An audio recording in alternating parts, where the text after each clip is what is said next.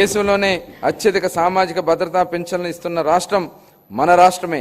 మేనిఫెస్టోలో ఇచ్చిన హామీల మేరకు ఎన్టీఆర్ భరోసా పథకంలో భాగంగా మా ప్రభుత్వం పెన్షన్లను వివిధ భాగాలుగా 4,000 రూపాయల నుండి 15,000 రూపాయల వరకు లబ్ధిదారులకు అందిస్తూ నిజమైన సంక్షేమానికి ఆదర్శంగా నిలుస్తోంది. షెడ్యూల్ కులాలు మరియు తెగల విద్యార్థుల విద్యా సామాజిక భద్రత మరియు ఆర్థిక సాధికారతలపై మా ప్రభుత్వం దృష్టి సారించి వారి కోసం ఫ్రీ మెట్రిక్ మరియు పోస్ట్ మెట్రిక్ ఉపకార వేతనాలను అందిస్తోంది. మా ప్రభుత్వం మొత్తం 27.39 లక్షల మంది షెడ్యూల్ తెగల సామాజిక ఆర్థిక అభివృద్ధికి కట్టుబడి ఉంది.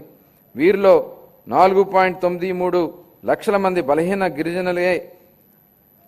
పీవీటీజీ మా ప్రభుత్వం ఐటీడీఏ ప్రాంతాల్లో గిరిజనుల విద్య, వైద్యం, మౌలిక సదుపాయాలు, జీవనోపాధి, నైపుణ్యాభివృద్ధి, స్వయం ఉపాధి వంటి వివిధ రంగాల్లో సంక్షేమం మరియు అభివృద్ధి కార్యక్రమాలను అమలు చేయడం ద్వారా వారి ఉన్నతికి దోహదపడుతోంది. ఇమాంలు మరియు మౌజంలకు గౌరవ వేతనంగా ఇవ్వాల్సిన 90 కోట్ల రూపాయలను ఒక సంవత్సరం పాటు గత ప్రభుత్వం చెల్లించలేదు. మా ప్రభుత్వం వచ్చిన తర్వాత వారికి గౌరవ వేతనాన్ని నెలకు 15,000 రూపాయల చొప్పున చెల్లించాం. నిర్వీర్యమైన వక్ఫ్ బోర్డును పునరుద్ధరించాం. మద్యం లైసెన్స్లో 10% కల్లు గీత కార్మికులకు కేటాయించడం జరిగింది. అధ్యక్ష, ధూపదీప నైవేద్యాలకు 10,000 మరియు అర్చకులకు కనీస గౌరవ వేతనాన్ని 15,000కు పెంచాం. అంతేకాకుండా పేదలపైన భారాన్ని తగ్గించడానికి దారిద్ర్య రేఖను దిగునున్న ఎస్సీ, ఎస్టీ కుటుంబాలకు నెలకు 200 యూనిట్లు ఉచిత విద్యుత్ మా ప్రభుత్వం అందిస్తోంది. అలాగే దారిద్ర్య రేఖ దిగునున్న వెనుకబడిన తరగతులకు చెందిన చేనేత అన్నలకు, నాయి బ్రాహ్మణుల సెలూన్లకు ఉచితంగా విద్యుత్తును అందిస్తున్నాం. చేతి వృత్తులు, హస్త కళాకారులు మరియు సంప్రదాయ వృత్తుల వారికి గతంలో అండగా నిలిచిన ఆదరణ పథకాన్ని పునఃప్రారంభిస్తున్నాం. ఈ పథకం అందించే ఆధునిక పనిముట్లు మరియు ఉపకరణాల వినియోగంతో ఉత్పాదక పెరిగి స్థిరమైన ఆదాయం పొందడానికి దోహదపడుతుంది.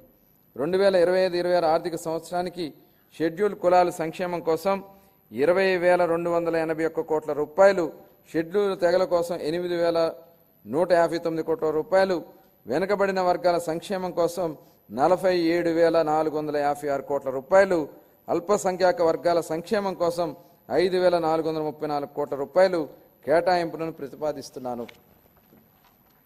మహిళాభివృద్ధి మరియు శిశు సంక్షేమం.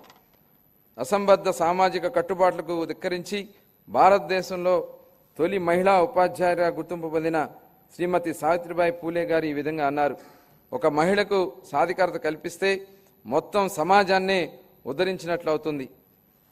మా నాయకుడు గౌరవ ముఖ్యమంత్రి శ్రీ నారా చంద్రబాబు నాయుడు గారు ఈ సిద్ధాంతాన్ని దృఢంగా విశ్వసించి స్వయం సహాయక సంఘాల ద్వారా మహిళలకు సాధికారత కల్పించిన మొదటి వ్యక్తి. వంటగతికే పరిమితమైన మహిళలు స్వయం సహాయక సంఘాల ద్వారా సామాజిక ఉద్యమంలో భాగమయ్యారు. మన రాష్ట్రం స్వయం సహాయక సంఘాల ఉద్యమానికి పర్యాయపదంగా దేశంలోనే ఆదర్శంగా నిలిచింది. నేడు మన రాష్ట్రంలో 10 లక్షలకు పైగా స్వయం సహాయక సంఘాలు పనిచేస్తూ రాష్ట్ర ఆర్థిక కార్యకలాపాల్లో ప్రముఖ పాత్ర పోషిస్తున్నాయి. స్వయం సహాయక సంఘాల ద్వారా సాధించిన ఈ సాధికారత ఎంతగా ఉందంటే రాష్ట్ర సంక్షేమ విధానాలు మరియు రాజకీయాలను ప్రభావితం చేసే శక్తిగా డ్వాక్రా వ్యవస్థ రూపొందించింది. శ్రీనిధికి కేటాయించిన నిధుల్లో 750 కోట్ల రూపాయలను గత ప్రభుత్వం పక్కదారి పట్టించి మహిళా స్వయం సహాయక సంఘాల సభ్యుల ఆర్థిక సాధికారత ఎంతో విఘాతం కలిగించింది. మహిళా ఆర్థిక అభ్యున్నతిలో స్వయం సహాయక సంఘాల కీలక పాత్ర పోషించేలా మా ప్రభుత్వం ప్రస్తుతం దిద్దుబాటు చర్యలు చేపడుతోంది. సమగ్ర శిశు అభివృద్ధి పథకం, ఐసిడిఎస్, మిషన్ శక్తి వంటి పథకాల ద్వారా మహిళలు, పిల్లలు మరియు కౌమార దశలో ఉన్నవారికి తగిన పోషకాహారం అందించే మా ప్రభుత్వం అనేక చర్యలు తీసుకుంటుంది. మేనిఫెస్టోలోని హామీ మేరకు అంగన్వాడీ కార్యకలాపాలకు గ్రాడ్యుటీ మంజూరు చేసిన ఘనత మా ప్రభుత్వానిదే. వృద్ధుల సంరక్షణ కోసం కొత్తగా 12 వృద్ధాశ్రమాలు మంజూరు చేయడం జరిగింది. 2025-26 ఆర్థిక సంవత్సరానికి గాను మహిళలు, పిల్లలు, దివ్యాంగులు మరియు వృద్ధుల సంక్షేమ శాఖకు 4,332 కోట్ల రూపాయలు కేటాయింపునకు ప్రతిపాదిస్తున్నాను.